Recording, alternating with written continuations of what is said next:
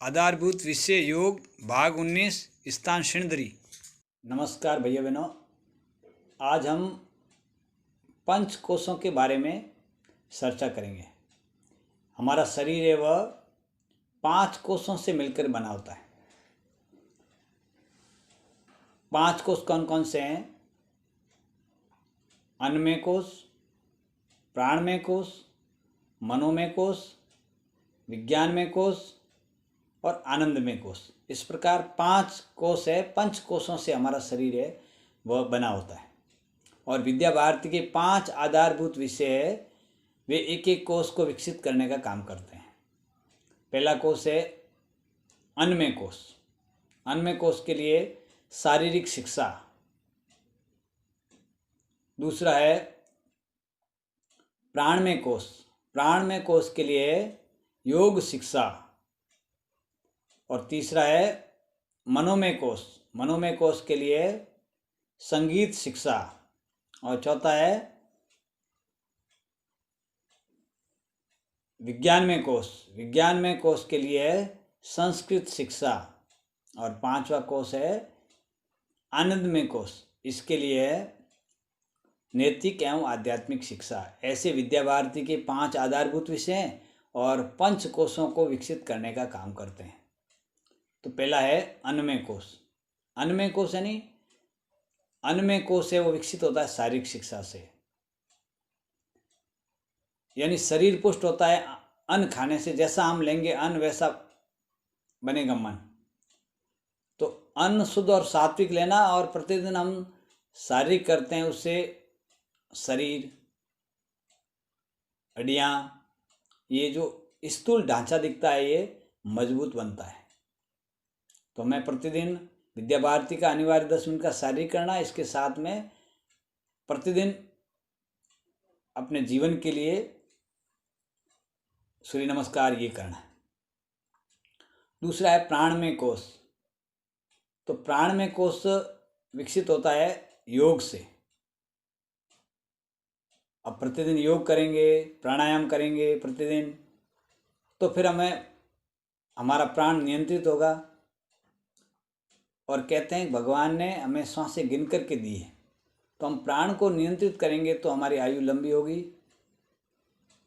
हमें प्रतिदिन 10-15 मिनट अपने जीवन के लिए निकालना है और प्राणमय कोश को विकसित करना है, संतुलित करना है। तो प्रतिदिन योग करना है। तीसरा है मनोमय कोश। कहते हैं इस संसार में सबसे ज़्यादा गति, तेज गति किसकी होती है? मन की होती है। तो मन को हम जिस प्रकार नियंत्रित करेंगे, अच्छे कार्य में लगाएंगे, तो मन है वह अच्छे कार्य में लगेगा। और मन को हम नियंत्रित नहीं करेंगे, अच्छे कार्य में नहीं लगाएंगे, तो फिर वो घूमता रहेगा। विवेकानंद जी ने कहा ना कि अगर मुझे अगला जन्म भी लेना पड़े तो मैं पूरा जन्म है मन को नियंत्रित करने में लगाऊंगा। तो मन को नियंत्रित करने के लिए संगीत शिक्षा। आपने सुना होगा कि अच्छा संगीत बज रहा है तो हमारा सिर हिलता है और हमारा ध्यान उधर चला जाता है। यानी मन है वह संगीत में रम जाता है, तब दूसरी चीज़ें कुछ भी याद नहीं आती है। तो प्रतिदिन हमें अच्छा, जिसमें भगवान का स्मरण हो, कोई भजन हो, अच्छा संगीत हो, उसको सुनना है। उससे मन नियंत्रित होता है, मन एकाग्र होता है। और मन एकाग्र होता है तो फिर हम कोई भी चीज़ पढ़ते हैं उसको स्मरण कर सकते हैं, अच्छी तरह से स्मरण होगी। और कहते हैं ना, ये सब गड़बड़ कौन कर रहा है? मन कर रहा है। तो मन नियंत्रित होना बहुत ज़रूरी है। और चौथा है विज्ञानमय कोश। विज्ञानमय कोश विकसित होता है संस्कृत शिक्षा से। यानी देवों की वाणी, वेदों की वाणी, सबसे प्राचीन भाषा, सब भाषाओं की जननी कौन सी भाषा है? संस्कृत भाषा है। आपने देखा होगा यज्ञ हवन संस्कृत में होते हैं।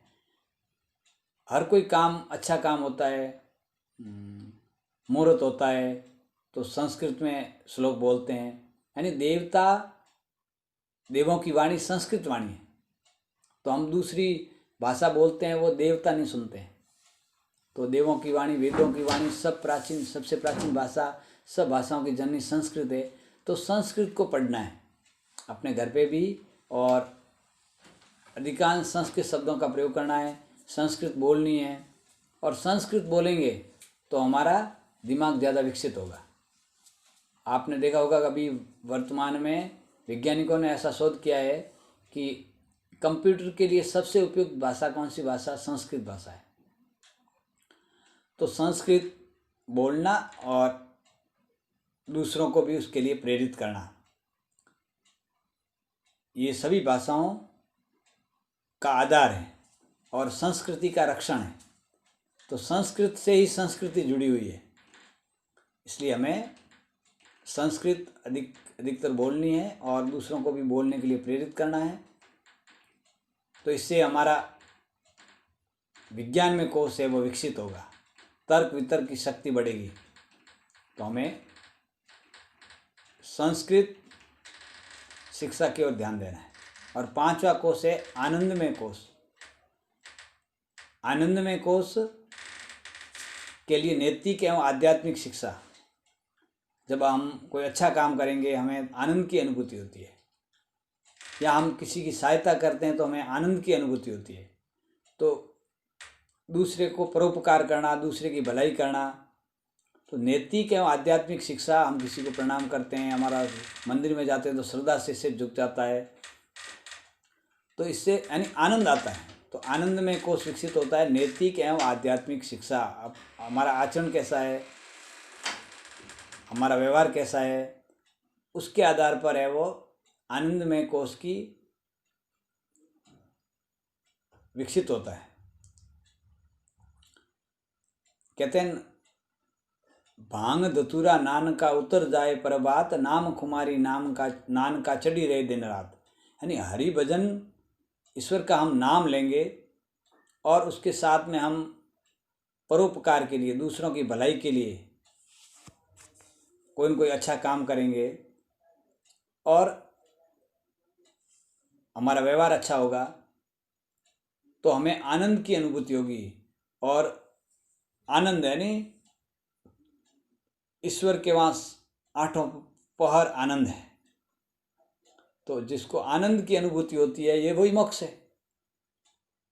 यानी जहाँ पर जाकर के पहुँच करके 8 पहर आनंद रहे, वह है आनंदमय कोश। और ये है अंतिम, जिसको अपन मोक्ष कहते हैं। तो अंतिम मोक्ष का द्वार। तो ये कलयुग में केवल प्रभु का स्मरण, कलयुग केवल नाम अधारा, सुमरे सुमरे नर उतरे पारा। कलयुग में ईश्वर का नाम लेने से व्यक्ति संसार से पार पहुंच सकता है। तो हमें 5 कोश को विकसित करना है और विद्या भारती के 5 आधारभूत विषय है, उनको एक एक को अपने जीवन में स्थान देना है। जब इन एक एक को जीवन में स्थान देंगे तो विद्या भारती के 5 आधारभूत विषय हमारे एकदम तैयार हो जाएंगे और हमारे जीवन में जो ये शरीर में जो 5 कोश है वह 5 कोशों का विकास हो जाएगा। और 5 तत्वों से मिलकर के ये शरीर बना है और इसमें 5 कोश है, तो ये विकसित होंगे तो हम आनंद की अनुभूति करेंगे और ईश्वर की ओर बढ़ेंगे। धन्यवाद।